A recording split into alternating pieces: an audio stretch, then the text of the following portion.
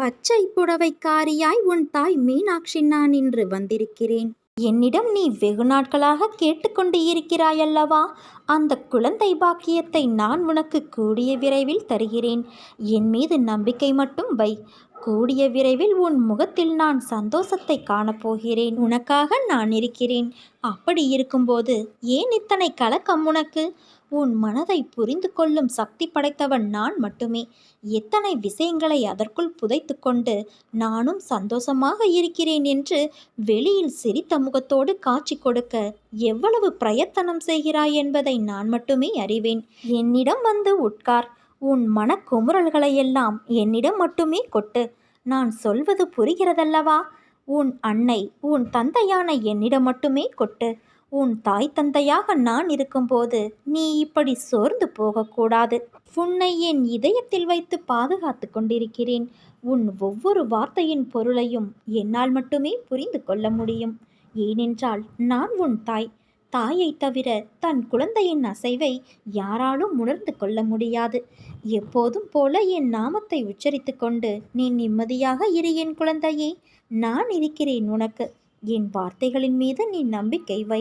வாழ்க்கையில் நாம் கடக்கக்கூடிய நிமிடங்கள் மிக அழகானவை. திரும்பி உணர முடியாத ஒரு அழகிய கனவு. அந்த கனவு நினைத்து பார்க்க எப்படி இருக்க வேண்டும் என்று யோசி. கனவுகள் மிக முக்கியம் ஒருவர் வாழ்க்கையில். ஏனென்றால் அவர்கள் கடந்த பாதைகளை நாம் கனவு என்றே நினைத்து மகிழ்ச்சியும் நிம்மதியும் அடைகின்றோம். அந்த கனவு நிம்மதியாக இருக்க வேண்டுமானால் அதற்கேற்ப உன்னை நீ மாற்றிக்கொள். நேரங்கள் மாற்ற முடியாதது.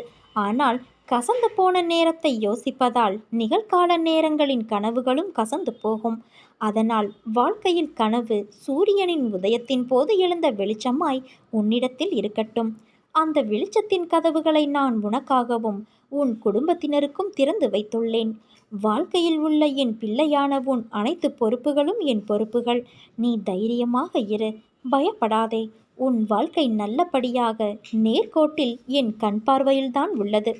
என் பரிபூரண அருளும் ஆசிர்வாதமும் அன்பும் பெற்ற என் செல்ல குழந்தை. உன்னை விட்டு நான் விலகுவதும் இல்லை. உன்னை விலகி போகும்படி நான் செய்வதும் இல்லை. குழந்தையே, என் அற்புதங்கள் நிகழ்ந்து கொண்டே இருக்கும். என் உதவி உனக்கு கிடைத்து கொண்டே இருக்கும். நான் செய்யும் உதவி அற்புதங்களாக வெளிப்பட்டு கொண்டே இருக்கும். உன்னை நோக்கி வரும் அனைத்துமே ஏற்கனவே நிர்ணயிக்கப்பட்டது. அவற்றை தான் நாம் விதி என்போம். அப்படி இருக்கையில் ஒரு பக்கம் விதி, இன்னொரு பக்கம் முந்தைய பிறவியின் கர்ம வினை. இவை இரண்டும் தான் இன்று உன் சூழ்நிலைகளுக்கு காரணம். இவற்றில் நீ தப்ப முடியாது. ஆனால் உன் வசத்தை நான் கைப்பற்றி உனக்கான அனைத்து இக்கட்டுகளிலிருந்தும் உன்னை காப்பேன். ஒரு மனிதன் வாழ்க்கையில் ஜெயிக்க 2 பேரிடம் முட்டி மோதி சண்டையிட வேண்டும். அந்த 2 பேர் யார் என்றுதானே யோசிக்கிறாய்? அது உன் மனமும் புத்தியும் தான். இவற்றை நீ ஜெயித்துவிட்டால் வாழ்க்கையின் அர்த்தத்தை உணர்ந்து விட்டாய் என்று அர்த்தம்.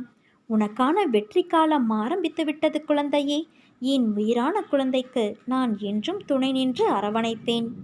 என் பார்வைப்பட்ட இந்த நொடி முதலே நீ ஆசைப்படும் வாழ்க்கை உனக்கு ஆரம்பமாகும் நேரம் கூடிவிட்டது. பேரதிர்ஷ்டம் உன்னை தேடி வரப்போகிறது குழந்தையே. ஒரு பொருள் உனக்கு கிடைக்காவிட்டால் இது ஏன் உனக்கு கிடைக்கவில்லை, எதற்காக கிடைக்கவில்லை என்று யோசித்துப்பார். உன் எதிர்காலத்தை ஒப்பிட்டு யோசித்துப்பார். உன் போல இருந்தவர்களின் எதிர்காலம் இப்போது எப்படி இருக்கிறது என்பதை கேட்டு தெரிந்து கொண்டு யோசித்துப்பார். அப்போது காரண காரியம் உனக்கே புரியும். உன்னிடம் உள்ள பிரச்சனை என்ன தெரியுமா? உனக்கு தைரியம் கிடையாது, வைராக்கியம் கிடையாது. இருந்திருந்தால் உன் லட்சியத்தை நீ அடைய எப்போதோ முயற்சி செய்திருப்பாய். ஆனால் உன் தோல்வியை நினைத்து தாழ்வு மனப்பான்மை அடைந்து அதிலிருந்து தப்பிக்க பிரச்சனைகளை வளர்த்து கொண்டாய். நீ சொன்னதை நான் கேட்க வேண்டும் என்று அடம் பிடிக்கிறாயல்லவா? நான் சொல்வதையும் நீ கொஞ்சம் கேட்க வேண்டும் தானே? உன் எதிர்காலம் நன்றாக இருந்தால்தான் எனக்கு பெருமை. நீ வாழ்வாங்கு வாழ வேண்டும். நிச்சயம் வாழ்வாய்.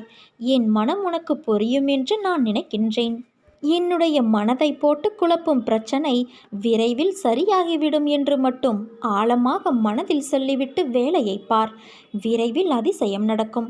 ஏற்பட போகும் அதிசயங்களுக்கு நன்றி என்று மட்டும் ஆழமாக மனதில் சொல்லிக்கொண்டே இருந்தால் போதும். அது எப்படி சரியாகும் வழிகளை பற்றியெல்லாம் நீ ஆராயக்கூடாது. நமக்கு ஒரு சில வழிகள்தான் தெரியும். ஆனால் பிரபஞ்சத்திற்கு 1000 வழிகள் இருக்கும். அதை எப்படியும் சரி செய்துவிடும். நம் வார்த்தைகள், எண்ணங்கள் பிரபஞ்சத்திற்கு கட்டளைகளாக அனுப்பப்பட்டு எல்லாவற்றையும் விரைவில் சரி செய்துவிடும். நம்மை சுற்றி எதிராக நடப்பதை பற்றி கவலைப்பட வேண்டாம். நமக்கு எதிராக எத்தனை பேர் செயல்படுகிறார்கள் என்பதை பற்றி பொருட்படுத்த வேண்டாம். பயம், குழப்பங்கள் வரும்போது பதட்டமில்லாமல் ஆழ்ந்த அமைதியாக இருக்க கற்றுக்கொள். நான் நம்பிக்கையாக இருக்கிறேன். விரைவில் அதிசயம் நடக்கும். ஏற்பட போகும் எல்லா அதிசயங்களுக்கும் நன்றி. பிரபஞ்சத்திற்கு நன்றி என்று மட்டும் ஆழமாக மனதில் சொல்லிக்கொண்டே இரு. நிறுத்தாமல் சொல்லிக்கொண்டே இரு. நம் வார்த்தைகள், சந்தோஷமான நம்பிக்கையான உணர்வுகள், எண்ணங்கள் போதும். எல்லாவற்றையும் சரி செய்துவிடலாம். நமது நேர்மறையான சக்தி இந்த பிரபஞ்சத்தை காட்டிலும் சக்தி வாய்ந்தது என்பதை மட்டும் உணர்ந்துவிடு. விதைத்தவன் தூங்கி விடுவான், ஆனால் விதை தூங்காது. எண்ணியவன் தூங்கி விடுவான், ஆனால் எண்ணம் தூங்காது. உன் மனதில் குதர்க்கமான எண்ணங்கள் எழுந்தால் அதை விட்டுவிடு. அதை பெரிதாக எடுக்காதே. மனமும் புத்தியும் நமக்கு பாதி நண்பன், பாதி எதிரி. அதனால் அவற்றை என் பாதத்தில் வைத்துவிடு குழந்தையே. நான் பார்த்து கொள்கிறேன். நிறை குறை என எல்லோரிடமும் உண்டு. அதை திருத்த முயற்சி செய். இப்படி குறையோடு இருக்கிறோமே என்று வருத்தப்படாதே. நான் என்றும் உன்னோடு இருப்பேன். யார் என்னுடைய பக்தன் தெரியுமா? யாரையும் வெறுக்காதவன், அனைவரிடமும் நட்பு பூண்டவன், எல்லாவற்றிடமும் கருணை உடையவன், அகங்காரம் விட்டவன், இன்பத்தையும் துன்பத்தையும் சமமாக கருதுபவன், பொறுமை உடையவன், எப்போதும் திருப்தியுற்றவன், எப்போதும் யோகத்தில் நிலை பெற்று செயல்புரிபவன், தன்னை கட்டுப்படுத்தியவன், திட சங்கல்பமுடையவன், மனதையும் புத்தியையும் என்னிடம் அர்ப்பணம் செய்தவன். யார் பிறரை துன்புறுத்துவது இல்லையோ, யாரை பிறரால் துன்புறுத்த முடியாதோ, யார் மகிழ்ச்சி, கோபம், பயம், மனக்கிளர்ச்சி இவற்றிலிருந்து விடுபட்டவனோ, இத்தகையவனே எனக்கு பிரியமானவன். எதையும் சார்ந்திருக்காதவன், தூயவன், சுறுசுறுப்பு உடையவன், துன்பமோ இன்பமோ எது வந்தாலும் பொருட்படுத்தாதவன், எப்போதும் துயரப்படாதவன், தனக்கான எல்லா முயற்சிகளையும் விட்டவன், புகழ்ச்சி இகழ்ச்சியை சமமாக கொள்பவன், அமைதியாக இருப்பவன், ஆழ்ந்த சிந்தனையுடையவன், சிறிதே கிடைத்தாலும் அதில் திருப்தி கொள்பவன், உலகே தன் வீடாக இருப்பதால் தனக்கென்று வீடு இல்லாதவன், தன் கொள்கையில் உறுதி படைத்தவன். இத்தகையவன்தான் என் பக்தன். நிச்சயம் உன்னை நான் கரை சேர்ப்பேன். நானே கதி என்று இருக்கும் உன்னை எப்படி பாதையில் விடுவேன்? இன்னும் சிறிது காலத்தில் நீ எதிர்பார்த்தது உன் கையில் வந்து சேரும். நீ கவலைப்படாதே. நான் உன் முன்னேதான் அமர்ந்து கொண்டு இருக்கிறேன். உன் கோரிக்கைகளை கேட்டுக்கொண்டே இருக்கின்றேன்.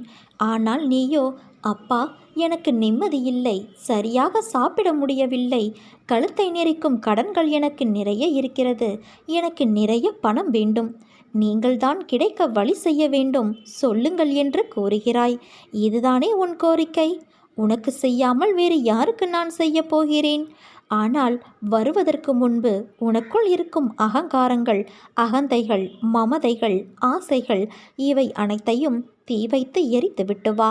அஞ்ஞானத்தால் கட்டப்பட்டு தவித்து கொண்டு இருக்கிறாய். அதற்காக என்னை பரீட்சித்து பார்க்கிறாயா? நான் பாரபட்சமின்றி செய்பவன். யாருக்கும் பேதம் பிரித்து பார்க்க மாட்டேன். அனைவரும் என் பிள்ளைகள். உன் கர்ம பலன்கள் இப்படி உன்னை பேச வைக்கிறது. அது உன் தவறு இல்லை. ஆசைகளை தவிர்த்துவிடு.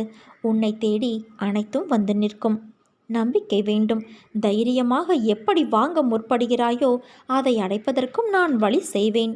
உன்னை ஒருபோதும் கைவிட மாட்டேன். உன் வாழ்க்கையின் தரத்தை நான் உயர்த்தப் போகிறேன் குழந்தையே. நம்பிக்கையோடு இரு. நம்பிக்கைதான் வாழ்க்கை.